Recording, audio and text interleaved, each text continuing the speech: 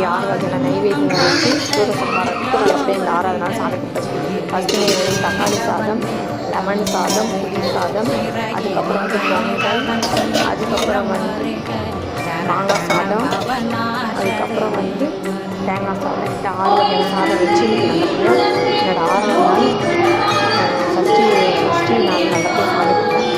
இந்த நாள் மணல்